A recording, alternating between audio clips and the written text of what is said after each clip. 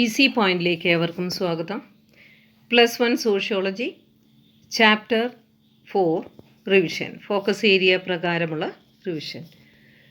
Culture എന്താണ്? സംസ്കാരം. അപ്പോൾ നമ്മളൊരു ഡെഫിനിഷൻ കൊടുക്കുകയാണ് Edward ടൈലറിൻ്റെ.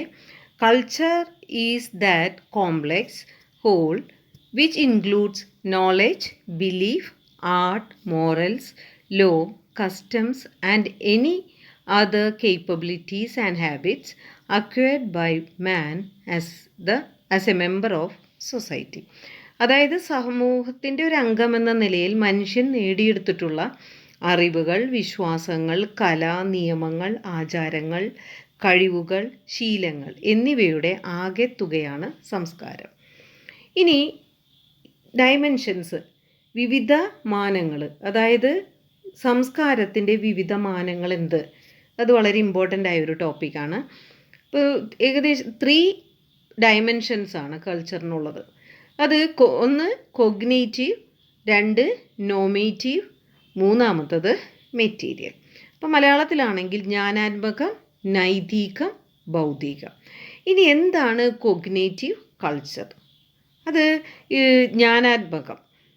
It refers to how we learn to process and what we bear or see.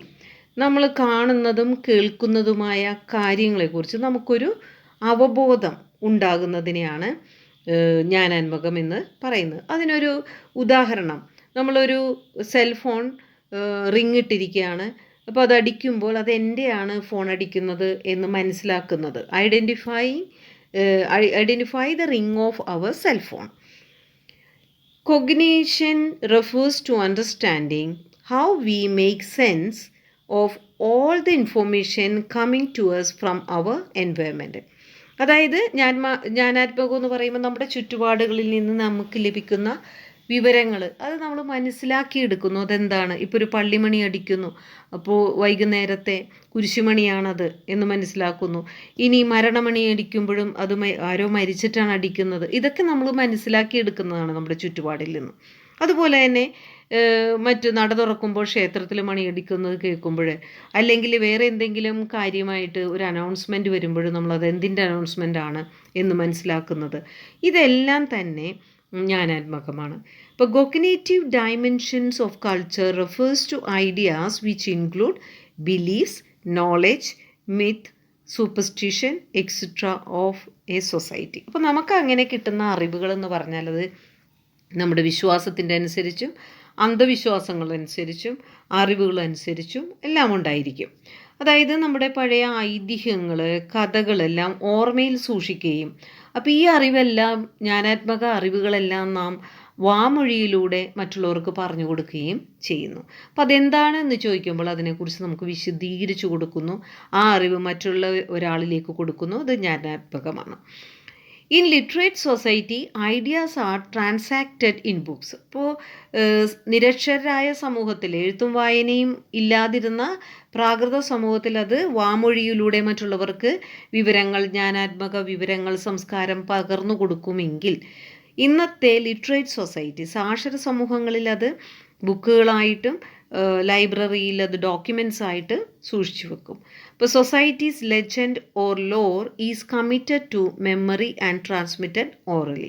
പക്ഷേ അങ്ങനെ വെക്കാത്ത പല കാര്യങ്ങളും നമ്മൾ ഓർമ്മയിൽ സൂക്ഷിക്കുന്ന കാര്യങ്ങൾ അത് മറ്റുള്ളവർക്ക് പറഞ്ഞു കൊടുക്കുകയും ചെയ്യും.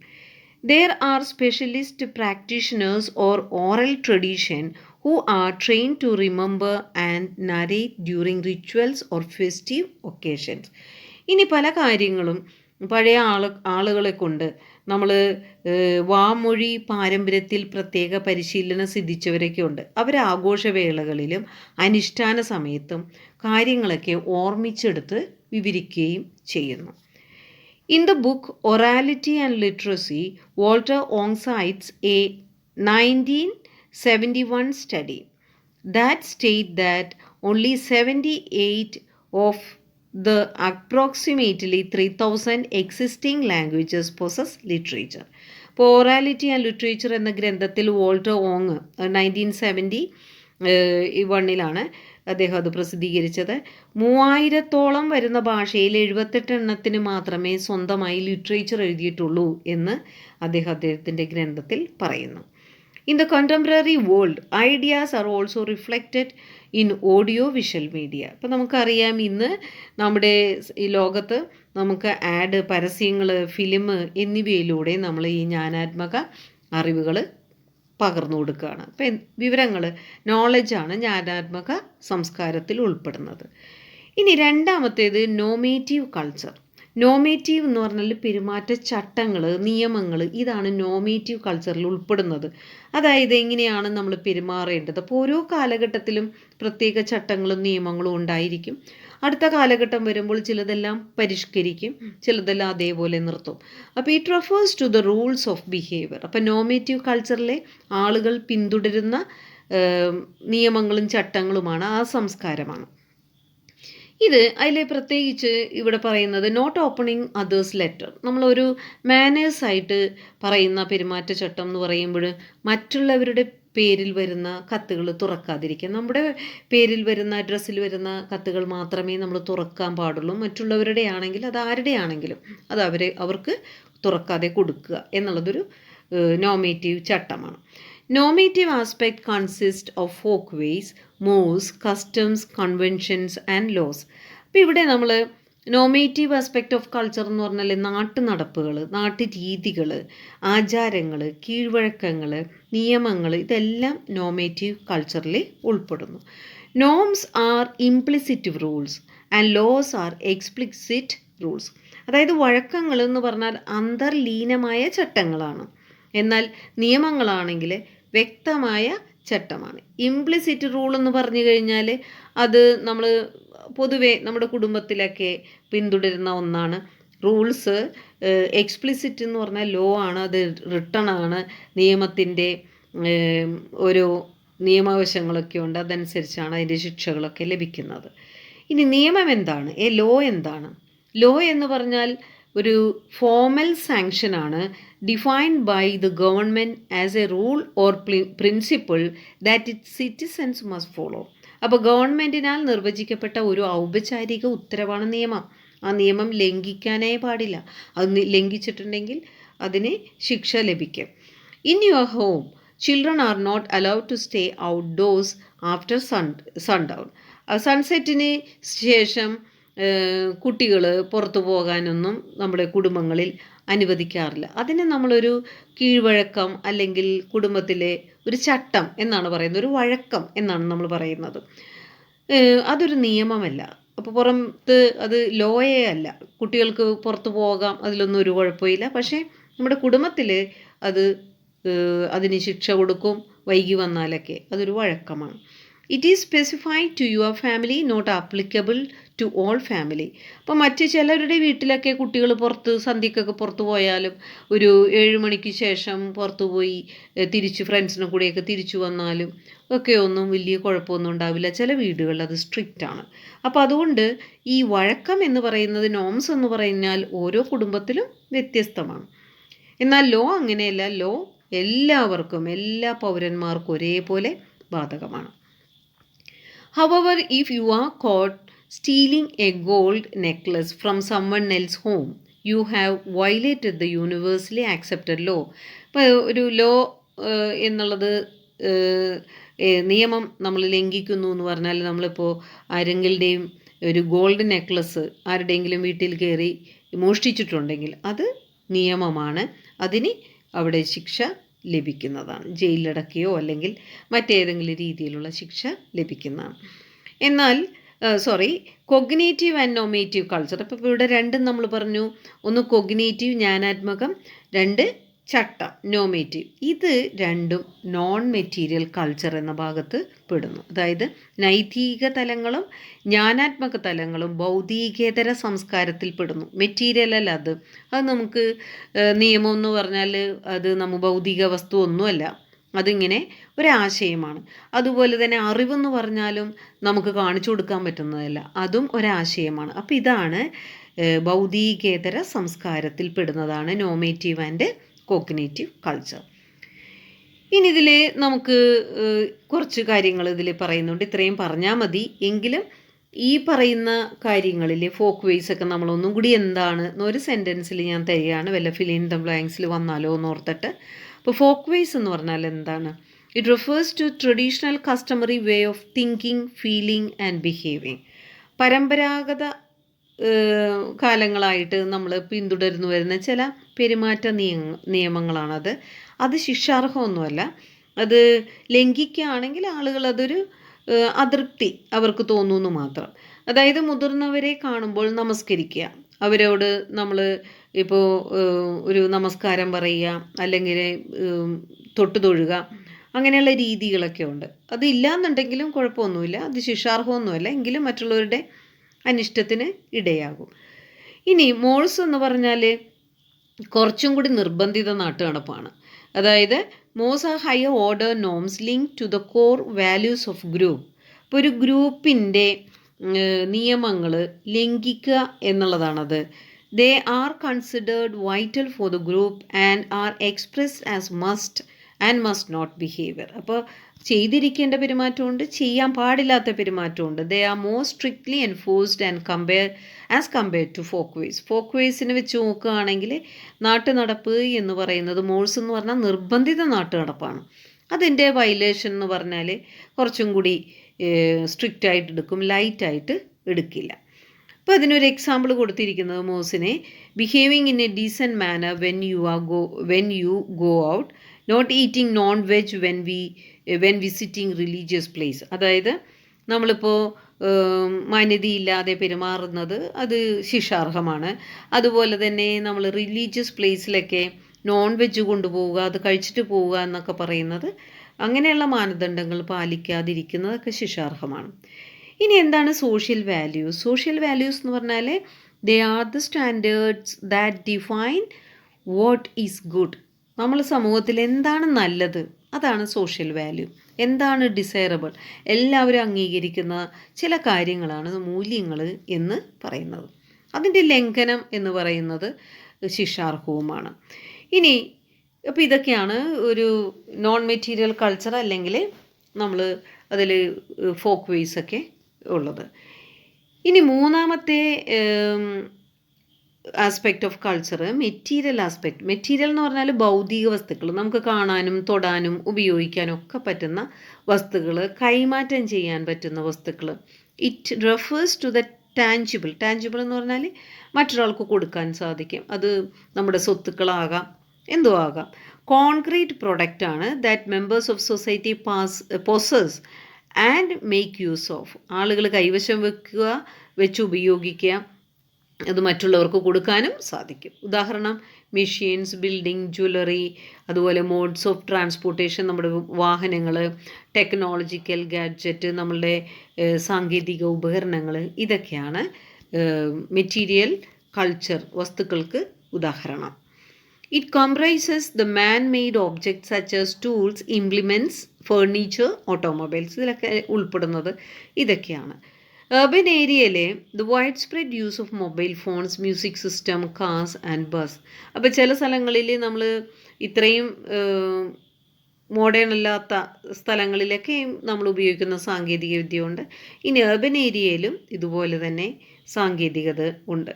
ഇനി എ ടി എംസ് എന്ന് പറഞ്ഞാൽ എന്താണ്? എ ടി എം നമുക്ക് ഓട്ടോമേറ്റഡ് ടെല്ലർ മെഷീൻസ് ആണ് നമ്മൾ പണം എടുക്കാൻ ഉപയോഗിക്കുന്നത്. Refrigerator, computers in every day life indicate the depends of technology. ഇപ്പോൾ ഇതൊക്കെ നമുക്ക് ടെക്നോളജിക്ക് ഉദാഹരണമാണ്. റൂറൽ ഏരിയയിലും ഉണ്ട് transistor, radio, electronic motor pump, ഇതൊക്കെ നമ്മൾ മെറ്റീരിയൽ കൾച്ചറിന് ഉദാഹരണമാണ്. അപ്പോൾ കോമൺ ആയിട്ട് നമുക്ക് പറയാം എന്തൊക്കെയാണ് 3 തലങ്ങൾ. ഇപ്പം നമ്മൾ പറയുന്നത് 3 നൈതികം, ജ്ഞാനാത്മകം, അതുപോലെ തന്നെ നമ്മൾ മെറ്റീരിയൽ ഭൗതികം എന്ന് പറയുന്നതിനെ നമുക്ക് ചുരുക്കി 2ആയി പറയാം. എങ്ങനെയാണ്? ഭൗതികം, ഭൗതികേതരം, അതായത് material culture and non material culture. ഇനി മെറ്റീരിയൽ കൾച്ചർ എന്ന് പറഞ്ഞാൽ നമ്മളിപ്പോൾ പറഞ്ഞത് തന്നെ എന്താണ്? നമ്മൾ increase production and to enhance the quality of life. അതായത് മെറ്റീരിയൽ ഡയമെൻഷൻ, നമ്മൾ എന്തിനാണ് മെറ്റീരിയൽ കൾച്ചർ ഉപയോഗിക്കുന്നത്? നമ്മുടെ ജീവിത നിലവാരം ഉയർത്താൻ വേണ്ടി നമ്മൾ ഓരോ കാലഘട്ടത്തിലും പുതിയ പുതിയ മെറ്റീരിയലുകൾ ഉണ്ടാക്കുന്നു, അത് നമ്മുടെ കണ്ടുപിടിക്കുന്നു, അത് നമ്മുടെ സമൂഹത്തിന് വളരെ ജീവിതത്തിൽ മാറ്റങ്ങൾ ഉണ്ടാക്കുന്നു. നോൺ മെറ്റീരിയൽ കൾച്ചർ എന്ന് പറയുമ്പോൾ നമ്മൾ നേരത്തെ പറഞ്ഞു നോമേറ്റീവും കോഗ്നേറ്റീവ് ആസ്പെക്റ്റ് ഓഫ് കൾച്ചറാണ് നോൺ മെറ്റീരിയലിൽ ഉൾപ്പെടുന്നത്. അത് ആശയങ്ങളുടെ ഒരു മേഖലയാണ് ഇത് നോൺ മെറ്റീരിയൽ കൾച്ചർ. ഇത് രണ്ടും കൂടി ചേർന്നാലേ നമ്മുടെ സമൂഹത്തിലെ സംസ്കാരം എന്ന് നമുക്ക് പറയാൻ പറ്റുള്ളൂ. ഭൗതിക വസ്തുക്കളും ഭൗതികേതര വസ്തുക്കളും ഒന്നിച്ചു കൊണ്ടുപോകുമ്പോഴാണ് നമ്മുടെ സമൂഹത്തിൻ്റെ സംസ്കാരം എന്ന് പറയുന്നത്. ആശയങ്ങളും വിശ്വാസങ്ങളും അറിവുകളും അതോടൊപ്പം തന്നെ നമ്മൾ പുതിയ കണ്ടുപിടുത്തങ്ങൾ നമ്മൾ ഉപയോഗിക്കുന്ന technology. For integrated functioning of a culture, the material and non-material dimension must work together. രണ്ടും ഒരുമിച്ച് പോകണം. ചിലപ്പോഴെല്ലാം ആ പൊരുത്തക്കേട് വരാറുണ്ട്. അതായത് പുതിയ ഇൻവെൻഷൻ ഉണ്ടെങ്കിലും ആളുകളുടെ മനസ്സിൽ ആശയം മാറുന്നില്ല. അവർ ആ പഴയ രീതി തന്നെ പിന്തുടരുന്നു. പുതിയ ഇൻവെൻഷൻ, ആ പുതിയ ടെക്നോളജി അവർ സ്വീകരിക്കുന്നില്ല. അങ്ങനെ പറയുമ്പോൾ അവിടെ ഒരു രണ്ടിനും ചേർച്ചയില്ലാതെ വരും. മെറ്റീരിയൽ കൾച്ചറും നോൺ മെറ്റീരിയൽ കൾച്ചറും ഒന്നിച്ച് യോജിച്ച് പോകാതെ വരും. ആ പോകാതെ വരുന്ന ആ ഒരു കൾച്ചറൽ ലാഗ് എന്ന വാക്കുകൊണ്ടാണ് അതിനെ ഉദ്ദേശിക്കുന്നത്. ഇനി എന്താണ് കൾച്ചറൽ ലാഗ്? ഭൗതിക അല്ലെങ്കിൽ നമുക്കിതിനെ എന്താ പറയുക, കൾച്ചറൽ ലാഗിനെ സാംസ്കാരിക മാന്ദ്യം എന്നൊരു വാക്ക് ഉപയോഗിക്കാം. Both material and non-material dimensions of culture undergo change over time. നമുക്കറിയാം നമ്മുടെ ആശയങ്ങൾ മാറും, നമ്മുടെ അഭിപ്രായങ്ങളും അറിവുകളും ഒക്കെ മാറിക്കൊണ്ടിരിക്കും. പക്ഷെ അതിന് ഒരുപാട് ടൈം എടുക്കും, പെട്ടെന്നൊന്നും മാറില്ല. എന്നാൽ മെറ്റീരിയൽ തിങ്സോ ഭൗതിക തലത്തിലുള്ള മാറ്റങ്ങൾ പെട്ടെന്ന് സംഭവിച്ചുകൊണ്ടിരിക്കും. അപ്പോൾ അതിൻ്റെ രണ്ടിൻ്റെയും സ്പീഡ് വ്യത്യാസമാണ്. ഭൗതിക മാനങ്ങൾ, അതായത് നമ്മുടെ കണ്ടുപിടുത്തങ്ങൾ അത് അതിവേഗം മാറുന്നു. എന്നാൽ ഭൗതികേതര തലങ്ങൾ, അതായത് നമ്മുടെ ആശയങ്ങളൊന്നും പെട്ടെന്ന് മാറില്ല, അതിന് ഒരുപാട് സമയമെടുക്കും.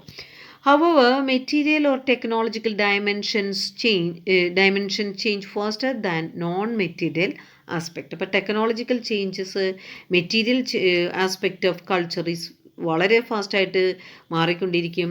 എന്നാൽ നോൺ മെറ്റീരിയൽ ആസ്പെക്റ്റ്, നമ്മുടെ വാല്യൂസ്, ചട്ടങ്ങൾ, ഇതൊക്കെ നമ്മൾ പെട്ടെന്നൊന്നും മാറാൻ നമ്മുടെ മനസ്സ് അനുവദിക്കില്ല.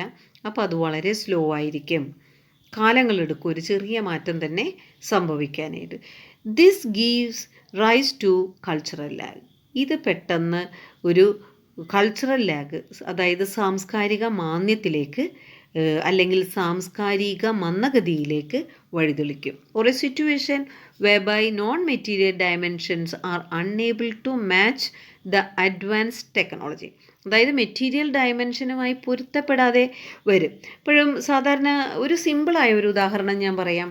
അതായത് നമുക്കിപ്പോൾ വിപണിയിൽ മിക്സി വളരെ കോമൺ ആയിട്ട് എല്ലാവരും യൂസ് ചെയ്യുന്നതാണ്. എങ്കിലും ചില വീടുകളിൽ അവർക്ക് ഇന്നും അമ്മിയിൽ അരച്ച അല്ലെങ്കിൽ അരകല്ലിൽ വെച്ച് അരച്ച കറി വെക്കുന്നതാണ് അവർക്കിഷ്ടം, മിക്സിയിൽ അടിക്കുന്നത് ഇഷ്ടമല്ല.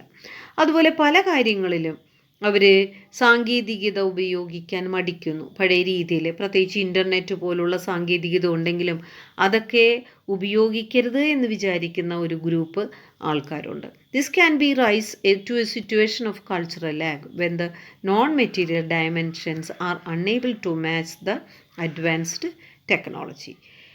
When the material or non-material dimension change rapidly, the non-material aspect can lag behind in terms of values and norms. This is known as cultural lag. ഇപ്പോൾ കൾച്ചറൽ ലാഗ് എന്താണെന്ന് ചോദിച്ചാൽ ഇതാണ് നിങ്ങൾ കൊടുക്കേണ്ടത്. സാംസ്കാരിക ചലനമാന്ദ്യം എന്നാണ് മറ്റൊരു വാക്ക് അതിന് ഉപയോഗിക്കുന്നത്.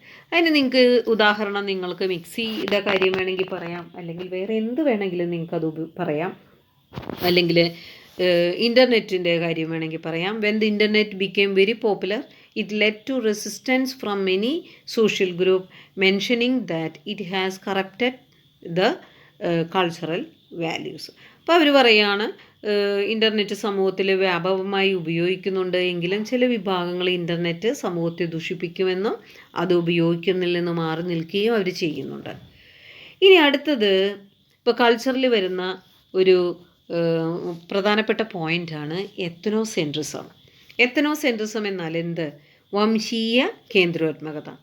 അതായത് നമ്മുടെ കൾച്ചറൽ വാല്യൂസ് നമ്മൾ പറയുന്നു നമ്മുടെ സ്വന്തം കൾച്ചറാണ് ഏറ്റവും മികച്ചത്. മറ്റുള്ളവരുടെ കൾച്ചറിനെ താരതമ്യം ചെയ്തിട്ട് അവരുടെ സംസ്കാരത്തേക്കാൾ തങ്ങളുടെ സംസ്കാരം മികച്ചത് എന്ന മനോഭാവമാണ് ethnocentrism. Ethnocentrism is the application of one's own cultural values in evaluating the behavior and beliefs of the people from other culture. മറ്റ് സംസ്കാരങ്ങളിലെ ജനങ്ങളുടെ വിശ്വാസത്തെയും പെരുമാറ്റത്തെയും സ്വന്തം സംസ്കാരത്തിൻ്റെ കാഴ്ചപ്പാടിൽ വിലയിരുത്തുന്നതിനെയാണ് വംശീയ കേന്ദ്രോത്മകത എന്ന് പറയുന്നത്. പലപ്പോഴും സാധാരണ ജനങ്ങളിലുമുണ്ട് നോൺ ട്രൈബൽസ്, അതായത് ആദിവാസി സമൂഹത്തിൻ്റെ സംസ്കാരത്തെക്കാളും വളരെ മികച്ചതാണ് നോൺ ട്രൈബൽസിൻ്റെ, അതായത് ഗോത്രേതര സംസ്കാരം എന്ന് പറയുന്ന ഒരു പ്രവണത നമ്മളിൽ സാധാരണ കാണാറുണ്ട്. കാരണം പല അന്ധവിശ്വാസങ്ങളും പല ജീവിത രീതികളുമാണ് ഈ വിമർശനത്തിന് കാരണമാകുന്നത്. This means that the crucial values projected as the standard, അതായത് ചില കൾച്ചറൽ വാല്യൂസ്, ക്രൂഷ്യൽ അല്ല കേട്ടോ, കൾച്ചറൽ വാല്യൂസ് ഇത് വളരെ സ്റ്റാൻഡേർഡാണ്, ഞങ്ങളുടെ വളരെ നല്ല ഉയർന്ന സംസ്കാരമാണ്, ഞങ്ങളുടെ ആണ് സംസ്കാരം സുപ്പീരിയർ, മറ്റുള്ളവരുടെ സംസ്കാരം വെറും വില കുറഞ്ഞതാണ് എന്നുള്ള ചിന്ത, to that of the believes and values of other culture. അപ്പോൾ ഇത് വേണമെങ്കിൽ നിങ്ങൾക്ക് ഡെഫിനിഷൻ കൊടുക്കാം. This cultural superiority was clearly demonstrated in the colonial situation. നമ്മളിത് അനുഭവത്തിലൂടെ ബ്രിട്ടീഷ് ഭരണകാലത്ത് മനസ്സിലാക്കിയതാണ്. ബ്രിട്ടീഷുകാർ അവരുടെ സംസ്കാരമാണ് മികച്ചത്, ഇന്ത്യൻ സംസ്കാരം വളരെ പ്രാകൃതവും ഒക്കെയാണ് എന്നാണ് അവർ പറഞ്ഞുകൊണ്ടിരുന്നത്. അപ്പോൾ ബ്രിട്ടീഷുകാർക്കിടയിൽ തങ്ങളുടെ സംസ്കാരമാണ് മികച്ചത് എന്ന മനോഭാവം വളരെ പ്രകടമായിരുന്നു. അവരുടെ വേഷവിധാനങ്ങളാണ് മികച്ചത്, ഇന്ത്യൻ കൾച്ചർ അവരുടെ ഇടയിൽ വളരെ പ്രാകൃതമായ സംസ്കാരം എന്നാണ് അവർ പറഞ്ഞിരുന്നത്. അത് വളരെയധികം പ്രകടമായത് Lord Macaulay's famous minute of education, അതായത് ഈസ്റ്റ് ഇന്ത്യ കമ്പനി അവർ ഈ അവരുടെ ബ്രിട്ടീഷുകാരുടെ എത്നോസെൻട്രിസം ഏറ്റവും കൂടുതൽ പ്രകടമാക്കിയത് അവർ പാശ്ചാത്യ വിദ്യാഭ്യാസം ഇന്ത്യയിൽ നടപ്പാക്കാനുള്ള ലക്ഷ്യത്തോടെ മെക്കാലെ പ്രഭു തയ്യാറാക്കിയ വിദ്യാഭ്യാസ മിനിറ്റിൽ അത് പ്രകടമാണ്. ഈ സാംസ്കാരിക മേൽക്കോയ്മ അതിൽ വളരെ വ്യക്തമായിട്ട് കാണുന്നുണ്ട്. അതിലെന്താണ് അദ്ദേഹം പറയുന്നത്? അദ്ദേഹത്തിൻ്റെ ഒരു കോട്ടഡായ ഒരു സ്റ്റേറ്റ്മെൻ്റാണ് ഇതിൽ കൊടുത്തിരിക്കുന്നത്. We must at present do our best to form a class who may be interpreters between us and the millions who we govern. A class of persons Indian in blood and color, but English in taste, in opinions, morals and intellect. അതായത് പാശ്ചാത്യ വിദ്യാഭ്യാസത്തിൻ്റെ ലക്ഷ്യം എന്താണെന്ന് അദ്ദേഹം coat ചെയ്യാണ്. രക്തത്തിലും നിറത്തിലും ഇന്ത്യക്കാരായ, എന്നാൽ അഭിരുചിയുടെയും വീക്ഷണത്തിൻ്റെയും ധാർമ്മികതയുടെയും ബുദ്ധിയിലൊക്കെ ഇംഗ്ലീഷുകാരായ ഒരു വർഗത്തെ സൃഷ്ടിക്കുകയാണ് ഇംഗ്ലീഷ് വിദ്യാഭ്യാസം കൊണ്ട് തങ്ങൾ ഉദ്ദേശിക്കുന്നത് എന്നാണ് അദ്ദേഹം പറഞ്ഞത്. അതായത് രക്തവും നിറവും ഇന്ത്യക്കാരൻ്റെയാണ്, കാരണം ഇന്ത്യക്കാരനെയാണ് പഠിപ്പിക്കുന്നത്, എന്നാൽ അവൻ്റെ അഭിരുചിയും വീക്ഷണവും ധാർമ്മികതയും ബുദ്ധിയും ഇംഗ്ലീഷുകാരുടെ സംസ്കാരമാണ് അവൻ സ്വീകരിക്കുന്നതെന്നാണ് പറഞ്ഞത്. അപ്പോൾ ഇതാണ് എത്നോസെൻട്രിസം. ഇനി കോസ്മോപോളിറ്റൻ എന്താണ്? കോസ്മോപോളിറ്റൻ എന്ന് പറഞ്ഞാൽ സർവ്വജനനീനത, അതായത് കോസ്മോപോളിറ്റൻ ഔട്ട്ലുക്ക് എന്ന് പറഞ്ഞാൽ എത്നോസെൻട്രിസത്തിൻ്റെ ജസ്റ്റ് ഓപ്പോസിറ്റാണ്. എല്ലാ സംസ്കാരത്തെ തുല്യമായി കാണുകയും എല്ലാ സംസ്കാരങ്ങളെയും മാനിക്കുകയും ചെയ്യുന്നതാണ് കോസ്മോപോളിറ്റൻ. അതായത് cosmopolitan outlook of culture means valuing other culture for their difference. അത് റെസ്പെക്റ്റ് ചെയ്യാണ് അവരുടെ സംസ്കാരം, അത് അവർക്ക് വേണ്ടി, അത് അവർക്ക് നല്ലത്. A cosmopolitan outlook does not seek to evaluate, താരതമ്യം ചെയ്യുന്നില്ല, തങ്ങളുടെ സംസ്കാരവും അവരുടെ സംസ്കാരവും തമ്മിൽ താരതമ്യം ചെയ്യുന്നില്ല, അവരുടെ വാല്യൂസും ബിലീഫ്സും എല്ലാം റെസ്പെക്റ്റ് ചെയ്യുന്നു. അതാണ് സർവ്വജനനീയമായ കാഴ്ചപ്പാട്. It celebrate and accommodates different cultural propensities within its fold and promote cultural exchange and borrowing to enrich one's own culture.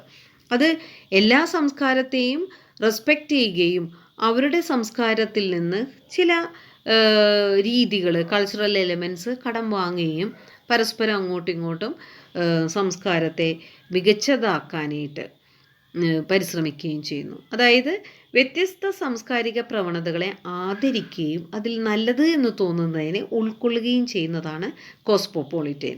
അതുപോലെ സ്വന്തം സംസ്കാരത്തെ സമ്പുഷ്ടമാക്കുന്നതിനെ അവിടെ നിന്ന് എന്തെങ്കിലും സാംസ്കാരിക കൈമാറ്റത്തെ കടം വാങ്ങുകയൊക്കെ ചെയ്യുന്നു. ഇംഗ്ലീഷ് ലാംഗ്വേജ് അത് ഏറ്റവും വലിയ ഉദാഹരണമാണ്. ഇന്ത്യൻ കൾച്ചർ, നമ്മുടെ സംസ്കാരം, ഇന്ത്യൻ സംസ്കാരം ഇംഗ്ലീഷ് സംസ്കാരത്തിൻ്റെ പല ഘടകങ്ങളും നമ്മൾ കടം കൊണ്ടിട്ടുണ്ട്. എല്ലാമല്ല, കുറേ കാര്യങ്ങൾ ഇംഗ്ലീഷ് ലാംഗ്വേജ് നമ്മൾ എടുത്തിട്ടുണ്ട്. ഇൻ്റർനാഷണൽ കമ്മ്യൂണിക്കേഷനായിട്ട് അത് നമ്മൾ സ്വീകരിച്ചിട്ടുണ്ട്. Through its constant inclusion of foreign words into its vocabulary. Again, the popularity of the Hindi film music can be attributed to its borrowing from Western pop music. നമ്മൾ Western pop മ്യൂസിക്കിൻ്റെ ചില നല്ല കാര്യങ്ങളൊക്കെ എടുത്ത് mix ചെയ്തിട്ട് Indian tradition ഫോക്കുമായി mix ചെയ്തിട്ടൊരു semi classical forms ഉണ്ടാക്കി. ഭാംഗ്ര ആൻഡ് ഗസലൊക്കെയാണ് അതിന് ഉദാഹരണം. അതാണ് കോസ്മോപൊളിറ്റൈന് ഉദാഹരണം. ഇനി അടുത്തത് കൾച്ചറൽ ചേഞ്ച്, സാംസ്കാരിക മാറ്റം. ഇപ്പോൾ കൾച്ചറൽ ചേഞ്ച് എന്ന് പറഞ്ഞാൽ എന്താണ്? നമുക്ക് സംസ്കാരം എന്ന് പറഞ്ഞാൽ സ്ഥിരമൊന്നുമില്ല. അതിലിങ്ങനെ ഓരോ കാലങ്ങൾ വരുമ്പോൾ പല മാറ്റങ്ങൾ, പല ഇൻവെൻഷൻ ഉണ്ടെങ്കിൽ, അല്ലെങ്കിൽ പല ഇൻറ്റേർണൽ എക്സ്റ്റേണൽ ഫോഴ്സസുകൾ അതിന് മാറ്റത്തിന് കാരണമാകുന്നു. ഇനി എന്താണ് കൾച്ചറൽ ചേഞ്ച് എന്ന് പറയുകയാണെങ്കിൽ, cultural change is the way in which societies change there pattern of culture. അവരുടെ സംസ്കാരത്തിൻ്റെ മാതൃകകൾ മാറ്റും. പഴയ സംസ്കാരം, ഇന്ത്യൻ സംസ്കാരം തന്നെ എടുത്തു നോക്കിയാൽ അറിയാം, അതിൽ പല മാറ്റങ്ങളും ഇങ്ങനെ വന്നുകൊണ്ടിരിക്കും. ആ മാറ്റത്തെ ആണ് നമ്മൾ സാംസ്കാരിക മാറ്റം എന്ന് പറയുന്നത്. ഇനി എന്തൊക്കെയാണ് കാരണങ്ങൾ ഇങ്ങനെ സാംസ്കാരിക മാറ്റങ്ങൾ വരാനായിട്ട്? അതിൽ ആദ്യം നമുക്ക് പറയാം ഇൻറ്റേർണൽ എക്സ്റ്റേണൽ പ്രചോദനമുണ്ട്. The impetus for change can be internal and external. ബാഹ്യവുമുണ്ട് ആന്തരികവുമുണ്ട്.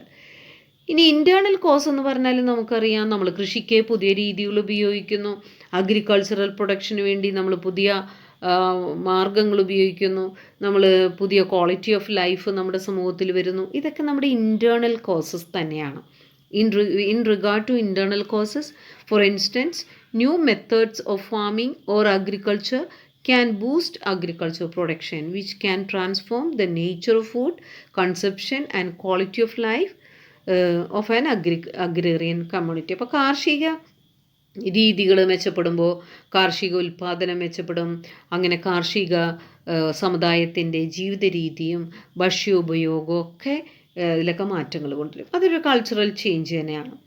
On the other hand external ഇൻ്റർവെൻഷനുണ്ട്, ബാഹ്യമായ ഇടപെടലുമുണ്ട്. അപ്പോൾ നമുക്കറിയാം ഇന്ത്യൻ കൾച്ചറിൽ കോളനി വാഴ്ച ഉണ്ടാക്കിയ മാറ്റങ്ങൾ, അത് വ്യവസായവൽക്കരണം വന്നതൊക്കെ, നഗരവൽക്കരണമൊക്കെ വന്നത് അവരുടെ ഒരു ഇടപെടൽ കൊണ്ടാണ്.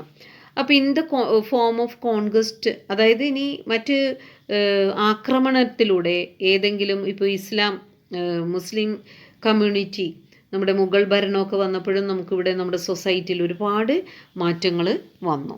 അതുപോലെ കോളനി വാഴ്ച വന്നപ്പോഴും നമുക്ക് ഒത്തിരി മാറ്റങ്ങൾ ഇവിടെ കൾച്ചറൽ പ്രാക്ടീസസിലും ബിഹേവിയറിലും എല്ലാത്തിലും മാറ്റങ്ങൾ വന്നു. ഇനി കൾച്ചറൽ ചേഞ്ച് വരുന്നത് നാച്ചുറൽ എൻവയോൺമെൻറ്റിൽ വരുന്ന മാറ്റം, പരിസ്ഥിതിയിൽ വരുന്ന മാറ്റങ്ങൾ കൊണ്ട് ഒരു ജനതയുടെ ജീവിത രീതി ശക്തമായി മാറ്റിമറിക്കാം. അത് എവല്യൂഷണറി ആകാം, ഗ്രാജുവൽ പ്രോസസ് ഓഫ് ചേഞ്ച് ആകാം, പെട്ടെന്ന് റെവല്യൂഷണറി ചേഞ്ചും ആകാം. പിന്നെ നാച്ചുറൽ എൻവയോൺമെൻറ്റ്, ഇക്കോളജി എന്നൊക്കെ പറയുമ്പോൾ പെട്ടെന്നൊരു ഭൂചലനം അല്ലെങ്കിൽ ഒരു പ്രളയം, ഇതൊക്കെ നമുക്ക് പെട്ടെന്ന് പെട്ടെന്നുള്ള മാറ്റം ഉണ്ടാക്കാം. എവല്യൂഷണറി ചേഞ്ചസ് എന്ന് പറഞ്ഞാൽ നമുക്കറിയാം, നമ്മൾ ഇന്നത്തെ നമ്മുടെ കൾച്ചറൽ മാറിക്കൊണ്ടിരിക്കുന്നത് നമ്മളുടെ ശിലായുഗത്തിൽ നിന്ന് ആധുനിക യുഗത്തിലേക്കുള്ള മാറ്റം വളരെ പതുക്കെ എവല്യൂഷണറി ചേഞ്ച്. അപ്പോൾ കൾച്ചറൽ ചേഞ്ച് പെട്ടെന്ന് സംഭവിക്കുന്നതും അല്ല, വളരെ ഗ്രാജുവൽ പ്രോസസ് ഓഫ് ചേഞ്ചുമാണ്. അതാണ് എവല്യൂഷണറി ചേഞ്ച് എന്ന് പറഞ്ഞത്.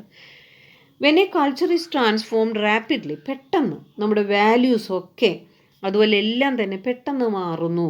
അതൊക്കെ അങ്ങനെ മാറുന്നത് പലപ്പോഴും നമുക്ക് എങ്ങനെയാണ് സംഭവിക്കുന്നത്? അതിന് കാരണമുണ്ട്. എൻവയോൺമെൻറ്റ് നമ്മൾ പറഞ്ഞു, അതുപോലെ ടെക്നോളജിക്കൽ ഇൻവെൻഷനിലൂടെ, കണ്ടുപിടുത്തത്തിലൂടെ, അല്ലെങ്കിൽ മറ്റൊരു ഗ്രൂപ്പുമായി, കൾച്ചറൽ ഗ്രൂപ്പുമായി നിരന്തരമായ കോണ്ടാക്റ്റിലൂടെ നമുക്ക് പെട്ടെന്ന് മാറ്റം വരാം. ഇനി കൾച്ചർ ആർ എക്സ്റ്റേണലി അഫക്റ്റഡ് വയ കോണ്ടാക്ട് ബിറ്റ്വീൻ സൊസൈറ്റി. നമുക്ക് എക്സ്റ്റേണലി അഫക്റ്റ് ചെയ്യണത് മറ്റ് സംസ്കാരവുമായി കോണ്ടാക്ട് ചെയ്യുന്ന അവരുടെ കൾച്ചറൽ പ്രാക്ടീസസ് ഒക്കെ നമ്മൾ സ്വീകരിക്കുന്നത്. അതുപോലെ തന്നെ നമ്മുടെ കൾച്ചറൽ ഐഡിയാസ് നമ്മൾ മറ്റൊരു ഗ്രൂപ്പുമായി ഷെയർ ചെയ്യുന്നു, അത് ഡിഫ്യൂഷനിലൂടെ അല്ലെങ്കിൽ അക്കൾച്ചറേഷനിലൂടെ. അപ്പോൾ ഇതൊക്കെയാണ് അക്കൾച്ചറേഷനിലൂടെയൊക്കെ സംഭവിക്കുന്നത്. ഇനി റെവല്യൂഷണറി ചേഞ്ചസ് എന്ന് പറയുമ്പോൾ നമ്മൾ നേരത്തെ പറഞ്ഞു, ടെക്നോളജിക്കൽ ഇന്നോവേഷൻ, എക്കോളജിക്കൽ ട്രാൻസ്ഫോർമേഷൻ, അതുപോലെ ഫ്രഞ്ച് റെവല്യൂഷൻ, ഫ്രഞ്ച് വിപ്ലവത്തിലൂടെ പെട്ടെന്നൊരു ചേഞ്ചസ് ആണ് നമ്മുടെ സൊസൈറ്റിയിലെ കൾച്ചറിനുണ്ടായത്. അക്കാലത്ത് സൊസൈറ്റിയെ തന്നെ മാറ്റിമറിച്ചു, എസ്റ്റേറ്റ് സമ്പ്രദായം മാറ്റിമറിച്ചു, റാങ്കിങ് ആളുകളിങ്ങനെ പലതട്ടായി തിരിക്കുന്നത് മാറ്റിമറിച്ചു. അതുപോലെ അബോളിഷിങ് ദ മൊണാർക്കി, അതായത് ഏകാധിപത്യം, രാജവാഴ്ച തന്നെ അവസാനിപ്പിച്ചു. Inculcating the values of liberty, equality and fraternity among it's citizen, അതായത് സ്വാതന്ത്ര്യം, സമത്വം, സാഹോദര്യം എന്നീ മൂല്യങ്ങൾ പൗരന്മാർക്ക് ഇടയിൽ ഉണ്ടായി. അപ്പോൾ ഇതൊക്കെയാണ് പെട്ടെന്ന് revolutionary changes of cultural change എന്ന് പറയുന്നത്. ഇന്ന് നമുക്ക് കുറച്ചും കൂടി നമുക്ക് ഡീറ്റെയിൽ ആയിട്ട് പറയുകയാണെങ്കിൽ ഇലക്ട്രോണിക് ആൻഡ് പ്രിൻ്റ് മീഡിയ വന്നപ്പോൾ അതിശയകരമായ മാറ്റങ്ങൾ ഉണ്ടായി. അതുപോലെ തന്നെ ഡിജിറ്റൽ റവല്യൂഷൻ എന്ന് പറഞ്ഞാൽ നമുക്ക് വേണമെങ്കിൽ അതിനെ തേർഡ് ഇൻഡസ്ട്രിയൽ റവല്യൂഷൻ എന്ന് പറയാം. അത് മെഷീനിൽ നിന്ന് ഇലക്ട്രോണിക്കൽ ടെക്നോളജിയിലേക്കുള്ള മാറ്റമാണ്. It's A shift from mechanical and electronic ടെക്നോളജിയിൽ നിന്ന് എന്തിലേക്ക് മാറി, ഡിജിറ്റൽ ഇലക്ട്രോണിക്കിലേക്ക് മാറി. അത് നമ്മുടെ 20-ാം നൂറ്റാണ്ടിൻ്റെ ഏറ്റവും അവസാന കാലഘട്ടത്തിലാണ് അതുണ്ടായത്. അപ്പോൾ ഡിജിറ്റൽ കമ്പ്യൂട്ടറിൻ്റെ സഹായത്തോടെ ഡിജിറ്റൽ റെക്കോർഡ് കീപ്പിംഗ് വന്നു. ഇതൊക്കെ ഇന്നും കണ്ടിന്യൂ ആയതോടെ. അപ്പോൾ ഇത് കൾച്ചറൽ ചേഞ്ചസ് ഇങ്ങനെ മാറിക്കൊണ്ടിരിക്കുകയാണ്. അപ്പോൾ സോഷ്യൽ ചേഞ്ച് എന്ന് പറഞ്ഞാൽ അതായത് is the way human interactions and relationship transform cultural and social institution over time having A profound impact on society. അപ്പോൾ മനുഷ്യരുടെ വ്യത്യസ്തമായ ഇടപെടലിലൂടെ ബന്ധങ്ങളിലും സമൂഹത്തിലും ഒക്കെ മാറ്റങ്ങൾ സംഭവിക്കുന്നു. ഇതിനെയാണ് നമ്മൾ കൾച്ചറൽ ചേഞ്ച് എന്ന് പറയുന്നത്. ഇനി അടുത്ത ടോപ്പിക്ക് സാമൂഹ്യവൽക്കരണം, സോഷ്യലൈസേഷൻ. സോഷ്യലൈസേഷൻ എന്ന് പറഞ്ഞാൽ എന്താണ്? നമ്മൾ ജനിച്ചു വീഴുമ്പോൾ ഒരു വെറും ബയോളജിക്കൽ ഹ്യൂമൻ ബീയിങ് ആയിട്ട് ജനിച്ചു വീഴുന്നു, പിന്നീട് സമൂഹത്തെ നമ്മൾ പഠിച്ചെടുക്കുന്നു, അങ്ങനെ ഒരു സാമൂഹ്യ ജീവിയായി മാറുന്നു. അപ്പോൾ സോഷ്യലൈസേഷൻ എന്ന് പറഞ്ഞാൽ സിമ്പിൾ വേർഡ്സിൽ പറയുകയാണെങ്കിൽ is the process by which we become human social being ആയി മാറുന്നു. ഇപ്പോൾ സോഷ്യലൈസേഷൻ ഇല്ലാന്നുണ്ടെങ്കിൽ നമുക്കൊരു മനുഷ്യൻ്റെ സമൂഹ ജീവിയാകാൻ സാധിക്കില്ല. ഒരു ബയോളജിക്കൽ ജീവി നമ്മുടെ സ്വന്തം ഇൻസ്റ്റിൻറ്റ് കൊണ്ട് ജീവിക്കുന്നൊരു ജീവിയായിട്ട് ജീവിക്കാം. Without socialisation an individual would not behave like a human being. അങ്ങനെ മനുഷ്യനെ പോലെ പെരുമാറാൻ കഴിയില്ല. അതിന് ഏറ്റവും ഒരു ഉദാഹരണമാണ് ചെന്നായ്ക്കുട്ടികളുടെ കഥ, feral cases. At the time of birth the human infant അതൊന്ന് റിപ്പീറ്റ് ചെയ്തു. At the time of birth the human infant knows nothing about what we call society or social behaviour. ജനിക്കുമ്പോൾ നമുക്കറിയാം ഒരു കുഞ്ഞ് എന്ന് പറഞ്ഞാൽ സമൂഹത്തെക്കുറിച്ചോ സാമൂഹിക പെരുമാറ്റങ്ങളെക്കുറിച്ചോ ഈ സൊസൈറ്റിയെക്കുറിച്ച് ചട്ടങ്ങളെക്കുറിച്ചോ ഭാഷയെക്കുറിച്ചോ രീതികളെക്കുറിച്ചോ ഒന്നും തന്നെ അറിയുന്നില്ല. Yet as the child grows up he or she keeps learning not just about the physical world, ഭൗതിക വസ്തുക്കളെ പറ്റി മാത്രമല്ല, but about what it means to be good or bad, നല്ലതെന്താണ് ചീത്ത എന്താണ് എന്നവൻ മനസ്സിലാക്കി വളരുന്നു. She knows what kind of behaviour will be applauded and what kind will be disapproved. സമൂഹം അംഗീകരിക്കുന്ന പെരുമാറ്റങ്ങൾ എന്ത്, സമൂഹം ഡിസപ്രൂവ് ചെയ്യുന്ന അല്ലെങ്കിൽ നിരാകരിക്കുന്ന പെരുമാറ്റങ്ങൾ എന്തെന്ന് അവൻ പതുക്കെ പതുക്കെ പഠിക്കുന്നു. ആ പ്രോസസ്സിനെയാണ് സോഷ്യലൈസേഷൻ എന്ന് പറയുന്നത്. ഇപ്പോൾ ഒരു നിർവചനം കൊടുക്കുകയാണെങ്കിൽ socialisation can be defined as the process, ഒരു പ്രക്രിയയാണ്, പെട്ടെന്നൊന്നും സംഭവിക്കുന്നതല്ല, ഗ്രാജുവൽ പ്രോസസ് ഓഫ് ലേണിംഗ് ആണ്. അതുകൊണ്ടാണ് പ്രോസസ്സ് എന്ന് പറയുന്നത് വെബൈ ദ ഹെൽപ്ലെസ് ഇൻഫൻറ്റ്, നിസ്സഹായനായ ഒരു കുഞ്ഞ് ഗ്രാജുവലി പതുക്കെ പതുക്കെ ബിക്കംസ് എ സെൽഫ് അവെയർ, മനസ്സിലാക്കുന്നു എൻ്റെ പേരെന്താണ്, ഞാനെന്താണ് എന്ന് മനസ്സിലാക്കുന്നു. അതുപോലെ അറിവുള്ള മനുഷ്യനായി മാറുന്നു, നോളജബിൾ പേഴ്സണായി മാറുന്നു, കഴിവുള്ള മനുഷ്യനായി മാറുന്നു. Skilled in the ways of the culture, ആ സംസ്കാരം എങ്ങനെയാണ് ഉദ്ദേശിക്കുന്നത് അതേപോലെ അവനെ മോൾഡ് ചെയ്തെടുക്കുന്നു, രൂപപ്പെടുത്തിയെടുക്കുന്നു. To which he or she is born, ജനിച്ച ആ സമൂഹത്തിന് പറ്റിയവനായിട്ട് ചേർന്നവനായിട്ട് ഒരു സാമൂഹ്യ ജീവിയായിട്ട് മാറുന്നു. ഇതിനെയാണ് സോഷ്യലൈസേഷൻ. ഇനി ഇതിൽ സമൂഹത്തിലെ സഹവാസം ഇല്ലെങ്കിൽ നമുക്ക് സോഷ്യലൈസേഷൻ ലഭിക്കില്ല എന്നുള്ളതിന് ഏറ്റൊരു ഉദാഹരണമാണ് the story of all children of Midnapore. മിഡ്നാപൂരിലെ ചെന്നായി കുട്ടികളുടെ കഥ. നമ്മൾ ഫെറൽ കേസസ് നമ്മൾ പറഞ്ഞു, അപൂർവ സംഭവങ്ങൾ എന്നുള്ളത്. 2 small girls were found in the wolf den in Bengal 1920. 1920 ബംഗാളിലെ മിഡ്നാപൂരിലുള്ള ഒരു സ്ഥലത്ത് ഒരു ഗുഹയിൽ ചെന്നായി വളർത്തിയ 2 പെൺകുട്ടിയെ കണ്ടെത്തി. ചെന്നായി വളർത്തിയാന്നൊന്നും പറയേണ്ട ആവശ്യമില്ല, ചെന്നായി കുട്ടികളോടൊപ്പം വളർന്ന 2 പെൺകുട്ടികളെ കണ്ടെത്തി. They could not walk and speak because they did not get socialization. അവർ മനുഷ്യരുടെ ഇടയിലല്ല ജീവിച്ചത്, അതുകൊണ്ട് അവർക്ക് എഴുന്നേറ്റ് നിൽക്കാൻ പോലും പഠിപ്പിച്ചിട്ടുണ്ടായിരുന്നില്ല. സംസാരിക്കാൻ ഭാഷ അറിയില്ലായിരുന്നു. അവരെങ്ങനെയാണ് ചെയ്തിരുന്നത്? They walked on all 4 like animals. 4 കാലിലാണ് അവർ നടന്നിരുന്നത്, മൃഗങ്ങളെപ്പോലെ. നമ്മുടെ കുഞ്ഞുങ്ങളെ കൈ പിടിച്ച് നമ്മൾ ഉയർത്തി നടത്താൻ പഠിപ്പിക്കുന്നതാണ്, ശീലിപ്പിക്കുന്നതാണ്. അത് ശീലിപ്പിക്കാൻ ആരുമില്ല എങ്കിൽ നമ്മളും 4 കാലിൽ ഇഴഞ്ഞ് നടക്കും. Preferred a diet of raw meat, പച്ച മാംസമാണ് അവർ ചെന്നായി കുട്ടികളോടൊപ്പം കഴിച്ചിരുന്നത്. ചെന്നായി ഓരിയിടുന്നത് പോലെ ഹൗൾ ചെയ്തിരുന്നു, ഓരിയിട്ടിരുന്നു. And lacked any form of speech, ഭാഷ അറിയാനേ പാടില്ലായിരുന്നു, അവർക്കൊരു ഭാഷയെ അറിയില്ലായിരുന്നു. ഭാഷയെല്ലാം നമ്മൾ നമ്മുടെ സമൂഹത്തിൽ നിന്ന് പഠിച്ചെടുക്കുന്ന, അമ്മയിൽ നിന്നും കുടുംബാംഗങ്ങളിൽ നിന്നും പുറത്തുനിന്നും ഒക്കെ. അതൊന്നും ഇവർക്ക് ചെയ്യാൻ സാധിച്ചിരുന്നില്ല. അപ്പോൾ ചൈൽഡിന്, ഒരു കുഞ്ഞിന് സോഷ്യലൈസ് ചെയ്യുന്നത് പല ഏജൻസീസുണ്ട്. അതിൽ ഫസ്റ്റ് ഏജൻസി എന്ന് പറഞ്ഞാൽ മദർ തന്നെ, ഫാമിലി, പിന്നെ സ്കൂള്, പിയർ ഗ്രൂപ്പ്, സമപ്രായക്കാർ, അയൽപ്പക്കം, ഓക്യുപ്പേഷണൽ ഗ്രൂപ്പ്, നമ്മുടെ സോഷ്യൽ ക്ലാസ്, നമ്മുടെ കാസ്റ്റ്, റീജിയൻ, റിലീജിയൻ, ഇതൊക്കെയാണ് നമ്മളെ സോഷ്യലൈസ് ചെയ്യുന്നത്. ഇനി ഏജൻസീസ് ഓഫ് സോഷ്യലൈസേഷൻ എന്ന ക്വസ്റ്റ്യൻ വരാൻ സാധ്യതയുണ്ട്, അതുകൊണ്ട് സെപ്പറേറ്റ് ആയിട്ട് പറയാം. കുടുംബം. Children pick up way of behaviour characteristics of their parents or others. ഫാമിലിയാണ് ഫസ്റ്റ് ഏജൻസി എന്ന് പറയാം. കുട്ടികൾ ഭാഷ പഠിക്കുന്നതും ശീലങ്ങൾ പഠിക്കുന്നതും പെരുമാറ്റച്ചട്ടങ്ങളൊക്കെ പഠിക്കുന്നതും കുടുംബത്തിൽ നിന്നാണ്. Of course few children simply take over in an unquestioning way the outlook of their parents. ചില കുട്ടികൾ മാതാപിതാക്കളുടെ പെരുമാറ്റം അത് അതേപോലെ സ്വീകരിക്കുന്നില്ല, ചിലവർ അത് സ്വീകരിക്കാതിരിക്കുന്നുണ്ട്. എങ്കിലും നമുക്കറിയാം മാനറിസവും അമ്മമാരുടെ അച്ഛന്മാരുടെ രീതികൾ തന്നെയാണ് കുട്ടികൾ സ്വായത്തമാക്കുന്നത്. This is especially true in the contemporary world in which change is so pervasive. അത് സമകാലീന ലോകത്ത് നമുക്കത് മനസ്സിലാക്കാവുന്നതേ ഉള്ളൂ.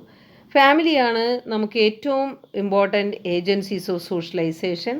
ദേ not only teachers how to care for ourselves but also give us our first system of values, norms and beliefs. അപ്പോൾ നമ്മുടെ values, norms, വിശ്വാസങ്ങൾ ഇതൊക്കെ പഠിപ്പിക്കുന്നത് നമ്മുടെ കുടുംബം തന്നെയാണ്.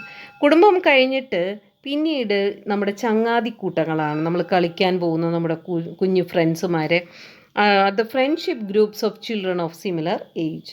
It shapes individual attitude and behaviour.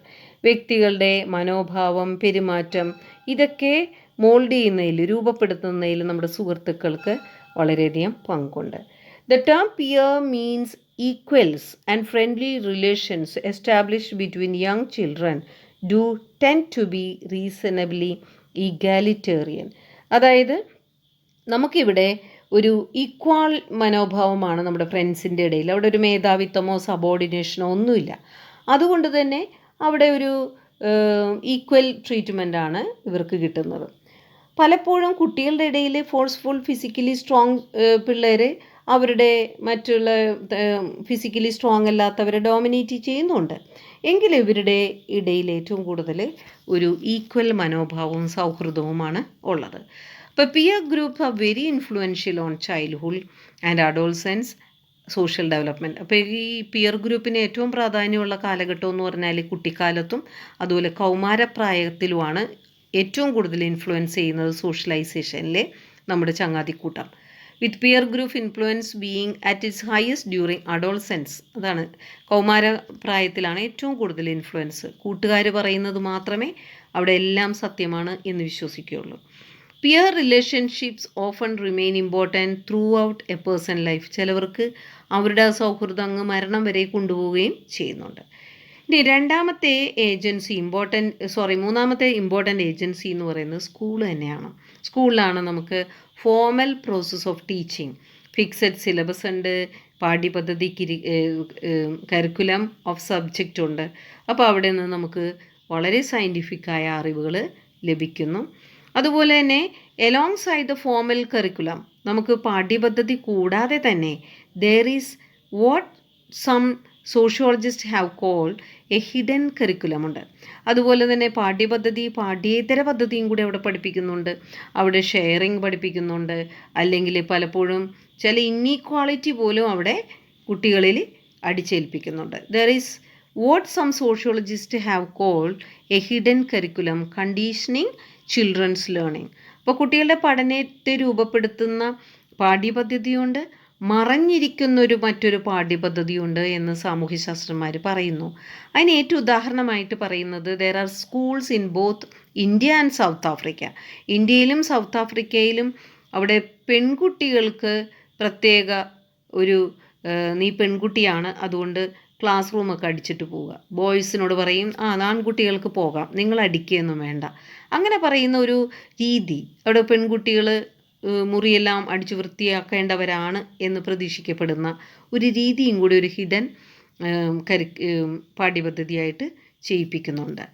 ഇന്ത്യയിലും ദക്ഷിണാഫ്രിക്കയിലും ചില സ്കൂളുകളിൽ പെൺകുട്ടികൾ ക്ലാസ് റൂമുകൾ വൃത്തിയാക്കിയിട്ട് വേണം പോകാൻ, എന്നാൽ ആൺകുട്ടികൾ അത് ചെയ്യണ്ട എന്ന് പറയുന്നു. ഇൻ സം സ്കൂൾസ്, അവിടെ ചില സ്കൂളിൽ ഇവിടെ ആൺകുട്ടിയും പെൺകുട്ടിയും തമ്മിലുള്ള വ്യത്യാസമൊന്നുമില്ല, രണ്ടു കൂട്ടരും അത് ചെയ്യണമെന്ന് പറയുന്നവരുണ്ട്. In some schools efforts are made to counter this by making boys and girls do those task that are normally not expected of them. അപ്പോൾ ചില സ്കൂളിൽ ആൺകുട്ടികളും അത് ചെയ്യണം എന്ന് അവരെ നിർബന്ധിച്ച് അത് ചെയ്യിപ്പിക്കാറുണ്ട്. അപ്പോൾ മാസ് മീഡിയയാണ് അടുത്ത agency of socialisation. Mass media ആണ് ഏറ്റവും കൂടുതൽ സോഷ്യലൈസ് ചെയ്യുന്നതെന്ന് പറയാം ഒരു അഡൽറ്റിനെ. പുസ്തകങ്ങൾ, ന്യൂസ് പേപ്പർ, TV, ഇൻ്റർനെറ്റ്, ഇതിലൂടെയൊക്കെ നമ്മൾ ഒരുപാട് കാര്യങ്ങൾ മനസ്സിലാക്കുകയാണ്. അപ്പോൾ മാസ് മീഡിയ എന്ന് പറഞ്ഞാൽ television shows, movie, popular music, magazine, website, അങ്ങനെ പറയുന്ന ഒരുപാട്. അതുപോലെ നമ്മളുടെ പൊളിറ്റിക്കൽ വ്യൂസ്, നമുക്ക് രാഷ്ട്രീയപരത്തിൽ യാതൊരു അഭിപ്രായവും ഇല്ലാത്തൊരു വ്യക്തി നിരന്തരമായി ഒരു ചാനലിൽ ആളുകൾ പറയുന്ന സംവാദം കേൾക്കുമ്പോൾ ആ അഭിപ്രായം നമ്മൾ സ്വായത്തമാക്കുന്നു. അതുപോലെ തന്നെ ചില പോപ്പുലർ കൾച്ചർ എന്ന് പറഞ്ഞാൽ കലാരൂപങ്ങളൊക്കെയാണ്, അതിലൊക്കെ നമുക്ക് ഇൻട്രസ്റ്റ് വരുന്നു. അവർ വ്യൂസ് ഓഫ് വുമൺ, സ്ത്രീകളെക്കുറിച്ചുള്ള കാഴ്ചപ്പാടുകൾ ചിലപ്പോൾ മാറുന്നു, ഇടുങ്ങിയ ചിന്താഗതിയിലേക്ക് വരുന്നു. അതുപോലെ തന്നെ people of colour and gays, gay എന്ന് പറഞ്ഞാൽ സ്വവർഗാനുരാഗികളോടുള്ള അഭിപ്രായം മാറുന്നു, പല വംശത്തോടുള്ള നമ്മുടെ അഭിപ്രായം മാറുന്നു. അപ്പം ഇതൊക്കെ നമ്മൾ സോഷ്യലൈസേഷൻ നമുക്ക് നടത്തുന്നത് നമ്മുടെ മാസ് മീഡിയയിലൂടെയാണ്. There has been much research on the influence of television on children and adults. ഇപ്പോൾ നമുക്ക് ഏറ്റവും കൂടുതൽ മനുഷ്യരെ, കുട്ടികളെയും മുതിർന്നവരെയും സ്വാധീനിക്കുന്ന ഒന്നാണ് മാധ്യമങ്ങളെന്ന് പഠനങ്ങൾ വരെ പുറത്തുവിട്ടിട്ടുണ്ട്, തെളിയിച്ചിട്ടുണ്ട്. A study in Britain shows that the time spent by children watching television is the equivalent of almost 100 school days a year. കുട്ടികൾ TV കാണാൻ ചിലവഴിക്കുന്നുണ്ട് ഒരുപാട്, 100 സ്കൂൾ പ്രവൃത്തി ദിനങ്ങൾക്ക് തുല്യമായ സമയം എന്ന് ബ്രിട്ടനിലൊരു പഠനം വെളിപ്പെടുത്തുന്നുണ്ട്. ഇനി മറ്റൊരു സോഷ്യലൈസിങ് ഏജൻ്റാണ് നമ്മുടെ തൊഴിലിടങ്ങൾ, വർക്ക് പ്ലേസ്. അതായത് അവിടെ സോഷ്യലൈസേഷൻ എന്ന് പറയുമ്പോൾ അത് നമ്മളുടെ തൊഴിലിനെ നമുക്ക് പരിചയപ്പെടുത്തി തരുന്നു. തൊഴിൽ സാഹചര്യങ്ങളിൽ നമ്മൾ എങ്ങനെ പെരുമാറേണ്ടത്, നമ്മൾ എന്താ ചെയ്യേണ്ടത് എന്ന് ഓക്യുപ്പേഷണൽ സോഷ്യലൈസേഷനാണത്. That cannot be separated from the socialization experience that occurs during childhood and adolescence. അപ്പോൾ ഇതൊക്കെ എങ്ങനെയാണ് നമ്മൾ ചെയ്യേണ്ടതെന്ന് നമുക്ക് പഠിപ്പിച്ച് തരുന്നു. അതുപോലെ തന്നെ മറ്റൊന്നാണ് മതം, റിലീജിയൻ. ഇത് വളരെയധികം നമ്മൾ സോഷ്യലൈസ് ചെയ്യുന്നത് സാമൂഹ്യ നിയന്ത്രണ ഉപാധിയും കൂടിയാണ് റിലീജിയൻ. നമ്മളെ കൺട്രോൾ ചെയ്യാനായിട്ട് വളരെയധികം സഹായിക്കുന്നതാണ്. It has a significant role in organising and directing social life. നമ്മുടെ സാമൂഹ്യ ജീവിതം എങ്ങനെ വേണം എന്ന് നമുക്ക് അത് മോൾഡ് ചെയ്യുന്നത്, സോഷ്യലൈസ് ചെയ്യുന്നത് നമ്മളെ മതത്തിന് വളരെയധികം പങ്കുണ്ട്. അതുപോലെ നിയമം, ലീഗൽ സോഷ്യലൈസേഷൻ നടത്തുന്നു. നമ്മൾ എന്ത് ചെയ്യാം, എന്ത് ചെയ്യാൻ പാടില്ല, എന്തു പറയാം, എന്തു പറയാൻ പാടില്ല എന്നൊക്കെ നമുക്ക് നിയമം സോഷ്യലൈസ് ചെയ്യുന്നുണ്ട്. ഇനി റിച്വൽസ്, നമ്മുടെ ആചാരങ്ങൾ, അനുഷ്ഠാനങ്ങളും ഒക്കെ നമ്മളെ സോഷ്യലൈസ് ചെയ്യുന്നുണ്ട്. നമ്മുടെ institution use such rituals as the way bring a new members into a culture. ജനിക്കുന്ന കുഞ്ഞുങ്ങളെ പ്രാർത്ഥിക്കാൻ പഠിപ്പിക്കുന്നു, അവരെ നമ്മുടെ ചിട്ടകളും രീതികളും പഠിപ്പിക്കുന്നു. ഇതൊക്കെ സോഷ്യലൈസേഷൻ പ്രോസസ്സിൽ നടക്കുന്നതാണ്. അപ്പോൾ റിച്വൽസ് എന്ന് provide meaning and relevance to institution while at the same time connecting with the past. നമ്മുടെ ആചാരങ്ങൾ നമ്മുടെ പാരമ്പര്യവും ഒക്കെ ആയിട്ട് നമ്മളെ ബന്ധപ്പെടുത്തുന്നു. അപ്പോൾ നമ്മുടെ സാമൂഹ്യവൽക്കരണ ഏജൻ്റായി പ്രവർത്തിക്കുന്നു. ഇതൊക്കെയാണ് പ്രധാന ഏജൻസീസ് ഓഫ് സോഷ്യലൈസേഷൻ. ഇനി അടുത്ത ചാപ്റ്ററുമായി ഉടനെ എത്താം. Thank you.